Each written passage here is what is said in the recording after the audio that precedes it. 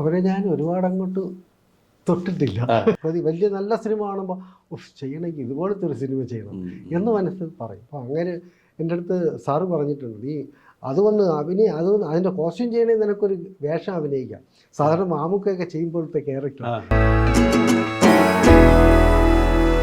ഈ സാധാരണ നമ്മൾ ഈ സിനിമയിലൊക്കെ കാണുന്ന നമ്മൾ ഒരാളൊരു നടൻ എന്നുള്ള രീതിയിൽ എസ്റ്റാബ്ലിഷ് ചെയ്ത് കഴിയുമ്പോഴത്തേക്കും പിന്നീട് ആ നടനൊരു പാട്ടുകാരനാവുന്നു, ആ നടനൊരു സംവിധായകനാവുന്നു, നിർമ്മാതാവുന്നു. ഇന്ത്യൻ പക്ഷേ വേറെ ഒരു മേഖലയിലേക്കും കാണുന്നില്ല. ഈ നടൻ എന്നുള്ളൊരു സ്റ്റേച്ചറിൽ തന്നെ തുടരുകയാണ്. അത് എന്തെങ്കിലും ഒന്ന് ചെയ്യുന്നത് വൃത്തിയാക്കിയിട്ട് അപ്പുറത്തോട്ട് പോകാൻ ഇപ്പം വൃത്തിയായി, ഇപ്പം വൃത്തിയായിട്ടുണ്ട്. ഇപ്പം ചെയ്യുന്ന ജോലി വളരെ വൃത്തിയായിട്ടാണ് ചെയ്യുന്നത്. അപ്പോൾ നാളത്തേക്ക് എന്തെങ്കിലും അങ്ങനത്തെ വല്ല ആശയങ്ങളുണ്ടോ, അല്ലെങ്കിൽ ഇഷ്ടപ്പെട്ട സിനിമകൾ സംവിധാനം ചെയ്യണമെന്നോ അങ്ങനെ എന്തെങ്കിലുമുള്ള ഐഡിയാസ് വല്ലതും? അങ്ങനെ എപ്പോഴും കൊതി തോന്നും നല്ല സിനിമ. പക്ഷെ പിന്നെ എനിക്ക് തുടരുത് നശിപ്പിക്കരുതെന്നും കൂടെ തോന്നും. അതൊരു വലിയ കാര്യമായിട്ടാണ് ഞാൻ കാണുന്നത് സിനിമ. എല്ലാവർക്കും ചെയ്യാം. ഇപ്പോൾ എല്ലാവർക്കും സംവിധാനം ചെയ്യാം. ക്യാമറാമാനോ നല്ല അസോസിയേറ്റൊക്കെ ഉണ്ടെങ്കിൽ നല്ല സ്ക്രിപ്റ്റ് എളുപ്പമായിട്ട് എല്ലാവർക്കും ചെയ്യാം. പക്ഷെ അങ്ങനെ ചെയ്യരുത്. പറയുന്ന വിഷയവും സിനിമയ്ക്ക് ആൾക്കാരെ അപകരിക്കുന്ന 2 മണിക്കൂറും അവരുടെ കാശും അതിങ്ങനെ ആ കാശ് പോയാലും മായാതെ നിൽക്കണം. അതുകൊണ്ട് ചെയ്തില്ലെങ്കിൽ നമ്മൾ ഇതുവരെ ചെയ്തു വെച്ച നമ്മുടെ ഒരു നല്ല പേരുണ്ട്. അത് ഏതായാലും നമ്മൾ ഒരു സിനിമ ചെയ്ത് അതുകൊണ്ടാണ് ചെയ്യാതെ. വലിയ നല്ല സിനിമ കാണുമ്പോൾ ചെയ്യണമെങ്കിൽ ഇതുപോലത്തെ ഒരു സിനിമ ചെയ്യണം എന്ന് മനസ്സിൽ പറയും. ഇത് കൂടാതെ ഞാൻ പറയാം, ഒരു പല തലമുറയിൽപ്പെട്ട മലയാളത്തിലെ നടന്മാരുമായിട്ട് അഭിനയിക്കാനുള്ള ഭാഗ്യം ഉണ്ടായിട്ടുണ്ട്. അപ്പോൾ അതിലിപ്പോൾ നമ്മൾ ഓഫ്കോഴ്സ് നമ്മൾ ആദ്യം സംസാരിക്കുമ്പോൾ കഴിഞ്ഞ എത്രയോ വർഷമായിട്ട് മലയാള സിനിമയിൽ ഇങ്ങനെ 2 ശക്തിദുർഗങ്ങളായിട്ട് നിൽക്കുന്ന ആൾക്കാരാണ് മമ്മൂക്കയും ലാലേട്ടനും. അപ്പോൾ ഇവരൊക്കെ ആയിട്ടുള്ള പേഴ്സണൽ എക്സ്പീരിയൻസ് എന്തെങ്കിലും ഒന്ന് ഷെയർ ചെയ്യാം? അവരെ ഞാൻ ഒരുപാട് അങ്ങോട്ട് തൊട്ടിട്ടില്ല. തൊട്ടത്രയും വെച്ചിട്ടുള്ള കാര്യങ്ങൾ അങ്ങനെ ഒരു സിനിമ വെച്ചാലും വലിയ ഒരു ആരാധനയും ബഹുമാനമൊക്കെയാണ്. അത്രയും അങ്ങോട്ട് അടുക്കാനും തോന്നിയിട്ടില്ല. അതുകൊണ്ടാണ് അങ്ങനെ ഒരുപാട് കൂട്ടുകാരെ പോലുള്ള അനുഭവങ്ങളൊന്നുമില്ല. അവരുടെ സിനിമയിലും അവരുമായിട്ട് നിൽക്കുമ്പോഴത്തേക്കും ഒരുപാട് ശ്വാസം പിടിച്ചേക്കാൻ നമ്മൾ നിയന്ത്രിച്ചേക്കാൻ നിൽക്കണം. ഒരുപാട് നേരം വർത്താനം പറയാൻ അവർ നിൽക്കുന്നിടത്ത് പോയി ഇരിക്കുകയില്ല. അതുകൊണ്ട് എനിക്ക് അങ്ങനെയുള്ള കാര്യങ്ങൾ അറിയില്ല. പക്ഷെ അതുകൊണ്ട് തന്നെ എല്ലാവരെക്കാളും വലിയൊരു ബിംബം പോലെ അവർ രണ്ടുപേരും എൻ്റെ മനസ്സിലുണ്ട്. എനിക്ക് വേറെ ഒന്നും അറിയില്ല. എനിക്ക് എല്ലാവരും കാണുന്ന ഈ പ്രേക്ഷകർ കാണുന്ന മോഹൻലാലിനേക്കാളും മമ്മൂട്ടിയേക്കാളും വലിപ്പത്തിലാണ് അവരെൻ്റെ മനസ്സിൽ. അല്ല, അതേ പ്രശ്നം എനിക്കുണ്ട്.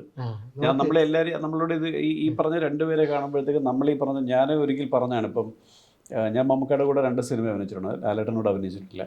അപ്പം ഞാൻ പറഞ്ഞത് മമ്മൂട്ടി എന്ന് പറയുന്ന ഒരാൾ വലിയ സർവകലാശാലയാണെങ്കിൽ നമ്മൾ ആ സർവകലാശാലയുടെ തൊട്ടടുത്തുള്ളൊരു കുടിപ്പള്ളിക്കൂടത്തിനകത്ത് നമ്മൾ നിന്നു എന്നുള്ള ഫീലാണ്. അല്ലാതെ എനിക്കൊരിക്കലും ഈ പറഞ്ഞ പോലെ ഞാൻ പലയിടത്തും പറയാറുണ്ട്, എനിക്കൊരിക്കലും ഇത് ആ കഥാപാത്രമായിട്ട് മമ്മൂക്കയുടെ കൂടെ എനിക്ക് തോന്നിയിട്ടില്ല.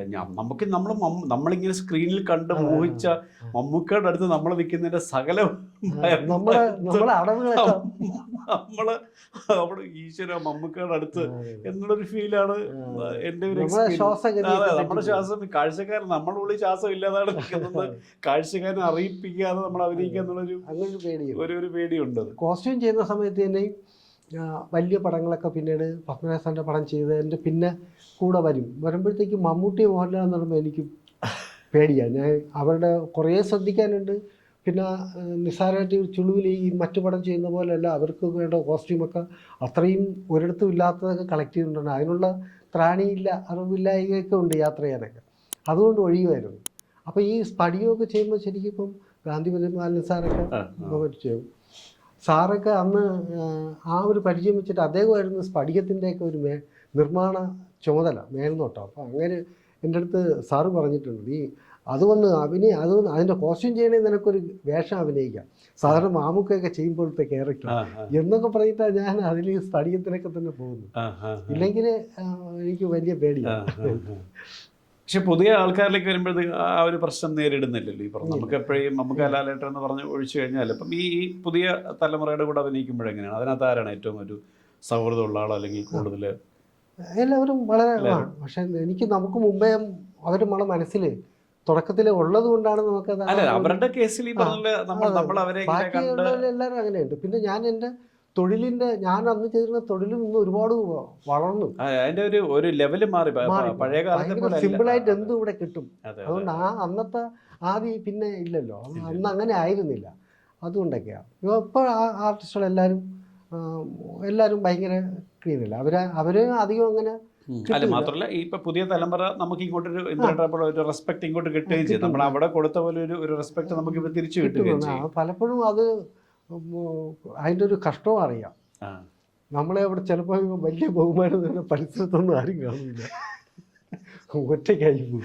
അപ്പം മുൻപ് ഗോപി സാറ്, ജനാർദ്ദന ചേട്ടനൊക്കെ ഉണ്ടെങ്കിൽ, ഫിലിം സാറൊക്കെ ഉണ്ടെങ്കിൽ നമ്മൾ ഒന്ന് വിഷയം ചോദിക്കുന്ന മറുപടി പറയും, മാറിപ്പോയിരിക്കത്തില്ലേ. അതെന്ത് പാവമായി പോയിരുന്നു ഇപ്പോൾ തോന്നുന്നു. അവരോട് ഒറ്റയ്ക്കൊക്കെ ചെന്നിരിക്കണമായിരുന്നു. അത് ഇപ്പം ചിലപ്പോഴൊക്കെ ചിലയിടത്ത് ചെല്ലുമ്പം അവൻ ഒഴിഞ്ഞതായി. ഇപ്പൊ നമ്മളൊരു സീനിയർ ലെവലിലൊക്കെ ആകുമ്പോഴത്തേക്ക് നമുക്ക് ഈ പറഞ്ഞ ബഹുമാനം തരുന്നതുകൊണ്ട് നമുക്ക് കൂടുതലൊരു ഒറ്റപ്പെട്ടു പോകുന്നൊരു പ്രശ്നമാണ്. അന്ന് അവർക്കൊക്കെ അത് അനുഭവിച്ചിട്ടുണ്ടാവും എന്ന് തോന്നുന്നു. അപ്പം ഇതിനെ അതിജീവിക്കാൻ എന്തെങ്കിലും ശ്രമം നടത്തുന്നുണ്ടോ? ഈ പറഞ്ഞ നമ്മൾ കുറച്ചുകൂടെ ഈ നമ്മൾ അങ്ങോട്ട് ചെന്ന് ഈ പറഞ്ഞ എനിക്ക് ഇത്രയും ബഹുമാനം വേണ്ട, കുറച്ച് ഒരുപാട് അവരുടെ അടുത്തുനിന്ന് വിട്ടുമാറാണ്ട് അങ്ങനെ ബലം പിടിക്കാറില്ലെങ്കിലും കുറച്ചുകൂടെ അടുത്തടുത്ത് അവരോട് ചേർന്ന് നിൽക്കണമെന്നൊക്കെ തോന്നുന്നുണ്ട്. ഈ പുതിയ തലമുറയിൽ നമ്മൾ നേരത്തെ ഉള്ള ഒരു കഴിഞ്ഞൊരു ജനറേഷൻ നമുക്കെല്ലാം സാങ്കേതികമായിട്ടും എല്ലാം മാറിയിട്ടുണ്ട്. സിനിമ കുറച്ചുകൂടെ ഡിജിറ്റലായി, അല്ലെങ്കിൽ ഈ പറഞ്ഞ എല്ലാ കാര്യത്തിലും വ്യത്യാസം ഉണ്ടായി. അപ്പോൾ ഈ ഇന്ദ്രേട്ടൻ ഇപ്പം നമ്മൾ ഈ കുറച്ച് കാലം മുമ്പുള്ള സിനിമയും ഇപ്പോഴത്തെ സിനിമയും തമ്മിൽ എന്തെങ്കിലും ഒരു പ്രകടമായിട്ട് തോന്നുന്നൊരു വ്യത്യാസം എന്താ? സിനിമയുടെ കഥാപരമായിട്ടുള്ളതാണോ, അല്ലെങ്കിൽ എൻ്റെ ഒരു ഈ പറഞ്ഞ പോലെ അല്ല മേക്കിങ്ങിലുള്ള വ്യത്യാസമുണ്ട്. അന്ന് വളരെ അളർന്നു കുറിച്ച് ടേക്ക് ഓക്കെ ആക്കുക, അതിനുവേണ്ടി സേവ് ചെയ്യുക, നമ്മൾ ആവശ്യമില്ലാത്ത വരാതിരിക്കുക. അപ്പോൾ നമുക്ക് കുറച്ച് സ്പേസ് ഒക്കെ തന്ന് റിഹേഴ്സൽ ചെയ്യും, എന്നിട്ട് ടേക്ക് എടുക്കാൻ നേരത്ത് നമുക്കൊരു ജീവൻ വരും. അതെ നമുക്ക് ഈ ടേക്ക്, അതായത് ഫസ്റ്റ് ടേക്ക് നമുക്ക് സേവ് ചെയ്യണം എന്നുള്ള ചിന്ത, ആ ഒരു ഊർജം ഭയങ്കരമാണ്. അത് പിന്നെ നമുക്ക് ചെയ്യേണ്ടി വരുന്നില്ല ഓക്കെ ആണെങ്കിൽ. എന്നിട്ട് ക്യാമറാമാനും ഡയറക്ടറുടെ മുഖത്തോടെ നോക്കും, ഒന്നും കാണാൻ പറ്റുന്നില്ല, അവർ തമ്മിലുള്ള ഒരു സംതൃപ്തി ഉണ്ടല്ലോ. ഓക്കെ ആണെങ്കിൽ ക്യാമറാമാൻ്റെ മുഖത്ത് വയ്ക്കാൻ അറിയാം. പക്ഷെ അത് നമുക്ക് ഇപ്പം കിട്ടുന്നില്ല, മിസ്സിങ് ആയിപ്പോയി. ഇപ്പോൾ ചിലർ ചെയ്യും, ചിലർ കൃത്യമായിട്ട് ആവശ്യമുള്ള അതുവരെ ഉള്ളൂ, ഇല്ലെങ്കിൽ നമുക്കൊരു എടുത്തേക്കാന്ന് പറയും. അല്ല, ഇപ്പൊ പൊതുവെയുള്ള രീതി എന്ന് പറഞ്ഞാൽ ഒരു സീൻ തന്നെ ഒരു മാസ്റ്റർ ഷോട്ടായിട്ട് ഫുള്ള് ഷൂട്ട് ചെയ്യുക, അതിനെ തന്നെ 4, 5, 6 ആംഗിൾ വേറെ ഈ പറഞ്ഞ 2 ചിലപ്പോൾ 2 ക്യാം 3 ക്യാം ഒക്കെ വെച്ച് ഷൂട്ട് ചെയ്യുന്നു. ഇത് തന്നെ ഇൻ ബിറ്റ്വീൻ അല്ലാതെ കട്ട്സ് ആയിട്ട് എടുക്കുന്നു. പക്ഷെ പണ്ട് നമ്മൾ ആവശ്യമുള്ള ഷോട്ടുകൾ മാത്രമേ ഷൂട്ട് ചെയ്യുന്നുള്ളായിരുന്നു. അതിന്റെ ഒരു അപകടവും ആദ്യം നമ്മൾ ചെയ്യുന്നില്ലേ, അതുപോലെ പിന്നെ ഒരിക്കലും ചെയ്യാൻ പറ്റത്തില്ല. ഞാൻ റീസെന്റ് ഇതൊരു അനുഭവിച്ചാണ്, ഇതേ പ്രശ്നം ഞാനൊരു അനുഭവിച്ചിട്ടുണ്ട്. അപ്പോഴത്തേക്ക് നമ്മൾ ഒരുപാട് കെട്ടുവരും. അപ്പൊ കണ്ടിന്യൂറ്റി നോക്കുന്നത് വേറൊരു കൊണ്ടത് മോണിറ്റർ കാണിക്കുന്നു, പിടിച്ചെടുത്താൻ പോകും. എവിടെയാണ് അവർക്ക് കട്ട് ചെയ്യണമെന്നൊരു ധാരണ അവർക്ക് ഉണ്ടാവില്ലായിരിക്കും, ഒരു പക്ഷെ അതാവും. നമുക്ക് ആദ്യം ചെയ്തതുപോലെ പിന്നെ ചെയ്യാനും പറ്റുന്നില്ല. അങ്ങനെ ഒരു ബുദ്ധിമുട്ട് വരും. അപ്പോൾ ഈ പുതിയ ഇതിൻ്റെ ഞാൻ പറയാം, പുതിയ തലമുറയിലുള്ള ആൾക്കാരുടെ ഞാൻ പറയാം ഒരു സിനിമ മാറിയതിൻ്റെ ഒരു പ്ലസും മൈനസും പറയുമ്പോഴത്തേക്ക് ഒരു മൈനസായിട്ട് നമുക്ക് ഇത് പറയാം. ഇത് എനിക്കും തോന്നിയിട്ടുള്ളൊരു കാര്യമാണ്. പ്ലാൻ ചെയ്താൽ ഒഴിവാക്കാൻ പറ്റുന്നത്. അതെ അതൊരു ഒരുപക്ഷെ കുറച്ചുകൂടെ പണ്ട് അതിനകത്തൊരു വ്യത്യാസം എനിക്ക് തോന്നിയത്, പണ്ടുള്ള സംവിധായകരെല്ലാം കുറെ കൂടെ ഈ ക്രാഫ്റ്റ് അറിയാവുന്ന ആൾക്കാരായിരുന്നു. ഇന്ന് ആൾക്കാർ ഈ പറഞ്ഞ പോലെ അവരുടെ മനസ്സിലെ സങ്കല്പത്തിലെ സിനിമ അവരവരുടെ ഒരു വളരെ കംഫർട്ടബിൾ സോണിൽ നിന്ന് ചെയ്യുന്നുണ്ട്. അപ്പോൾ ഈ ഒരു വശത്തെ പറ്റി ചിന്തിക്കാത്തതുകൊണ്ടായിരിക്കാം. അല്ല, നഷ്ടമില്ലാത്തതുകൊണ്ടാണ്. ഈ പറഞ്ഞ ഫിലിമാണ് അന്ന് വലിയ നഷ്ടമായതുകൊണ്ട് അവർക്ക് അങ്ങനെ ചെയ്യേണ്ടി വരും.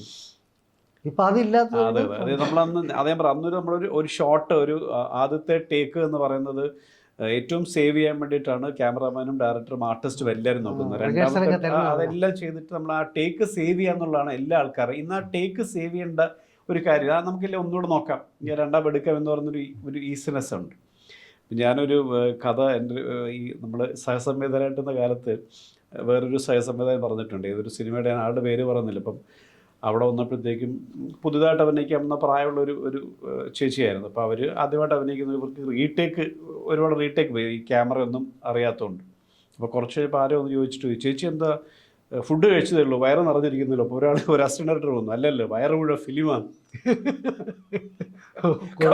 ചേച്ചി രാവിലെ എന്ന് പറഞ്ഞൊരു പ്രശ്നം പണ്ടുണ്ടായിരുന്നു. ഈ പറഞ്ഞ പോലെ ഇപ്പം നമ്മളത് ഷോർട്ട് സേവ് ചെയ്യും. ഇന്ന് നമ്മൾ കുറെ കൂടെ റിലാക്സ് ആയതുകൊണ്ട്. പക്ഷെ ഒരു ആക്ടറെ സംബന്ധിച്ച് ഈ ഒരു പ്രശ്നം പലപ്പോഴും നേരിടേണ്ടി വരുന്നുണ്ട്. നമ്മൾ അതേ സാധനങ്ങൾ കൊടുക്കുക എന്ന് പറയുന്ന ഒരു ഇതുണ്ട്. അതല്ലാതെ ഈ സാങ്കേതിക വിദ്യയുടെ ഗുണം എന്ന് പറയുന്നത് തോന്നുന്നതാണ് ഇതിൻ്റെ ഒരു പ്ലസ് ആയിട്ടല്ലോ ഒരു പഴയ കാലം ഇപ്പോഴത്തെ കാലം കൂടെ നോക്കുമ്പോൾ. ഇപ്പോഴത്തെ ഒരു സ്പീഡിന് ഇപ്പോഴത്തത് നന്നാണ്. ഇത് എന്തായാലും പഴയ ഒരാൾക്ക് ചെയ്യാനും പറ്റില്ല. അപ്പം അത് നല്ലത് തന്നെ. മിടുക്കന്മാരാ ഈ വളർച്ചയ്ക്കൊത്ത് അവരതിന് ഉപയോഗപ്പെടുത്തുന്നുണ്ട്. ഉണ്ട്. അവരുടെ ചിന്തകളും ഈ പറഞ്ഞ പോലെ കാഴ്ചപ്പാടുകളും അല്ലെങ്കിൽ ഈ ഫിലിം മേക്കിംഗ് രീതികളും എല്ലാം അപ്ഡേറ്റഡ് ആയിട്ട് പോകുന്നുണ്ട് ഈ പറയുന്ന പോലെ. അപ്പം നമ്മൾ എല്ലാ തരത്തിലും ഇതിൻ്റെ ഞാൻ പറയുന്നത് ഈ സാങ്കേതികമായിട്ടൊരു മേഖലയിൽ ഈ ഒരു ഡിജിറ്റൽ ടെക്നോളജി അല്ലെങ്കിൽ ഡിജിറ്റലൈസേഷൻ വന്നതിന് ശേഷമുള്ള ഇങ്ങനെയുള്ള കുറച്ച് കാര്യങ്ങൾ എടുത്താൽ പണ്ട് അവസരങ്ങളില്ലല്ലോ. പണ്ടൊരു അസിസ്റ്റൻ്റ് ഡയറക്ടറായി വന്നൊരു സംവിധായകനായി അല്ലെങ്കിൽ ഒരാൾക്ക് നടനാവണമെങ്കിൽ ഒരുപാട് പ്രയാസമായിരുന്നു.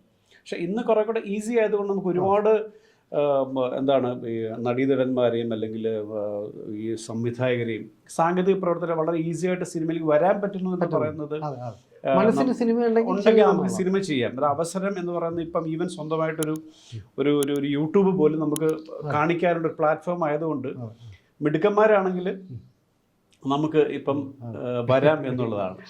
ഞെട്ടിക്കാം എന്നുള്ളതാണ്. ഇതിനിടെ ഇപ്പം ലേറ്റസ്റ്റ് ആയിട്ട് പടങ്ങൾ ഏതാ ചെയ്യുന്നത് ഇനിയിപ്പോൾ വരാനുള്ളത് അല്ലെങ്കിൽ ഷൂട്ടിംഗ് നടക്കുന്നത്? വരാനുള്ളത് ഒരു തേർഡ് മർഡർ എന്ന് പറഞ്ഞിട്ട് ഒരു പടം വരാനുണ്ട്.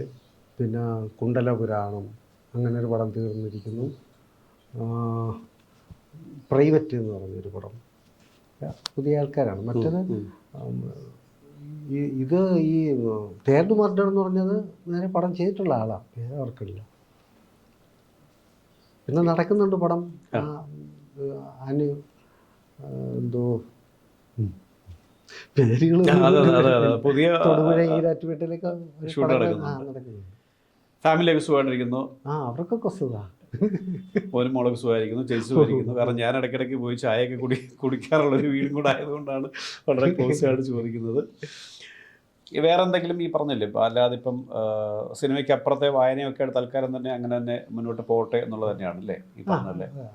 എന്തായാലും അതൊരു നോക്കൂ, ഒരുപാട് പ്രതീക്ഷയും ഒരു ഇഷ്ടമുള്ള കാര്യമുണ്ട്. അത് നമ്മളെ മുമ്പോട്ട് നയിക്കുന്നതിൻ്റെ ഒരു പ്രധാന കാരണം അതൊക്കെയാണെന്ന് തന്നെ പറയാം.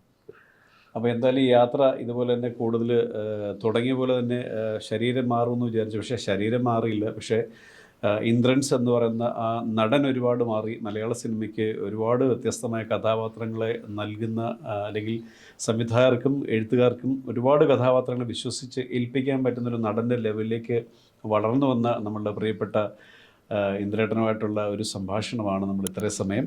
എന്തായാലും ഇത്രയും സമയം ഓൺ ദി ഡോട്ടിന് വേണ്ടി ചെലവഴിച്ചതിൽ ഒരുപാട് സന്തോഷമുണ്ട്. വീണ്ടും നമുക്ക് ഇതുപോലെ ഇരുന്ന് വർത്തമാനം പറയാനും എന്നെ സംബന്ധിച്ച് ഒന്നിച്ച് അഭിനയിക്കാനുള്ള ഒരു ഭാഗ്യം കൂടെ ഉണ്ടാവട്ടെ എന്ന് ആഗ്രഹിക്കുന്നു.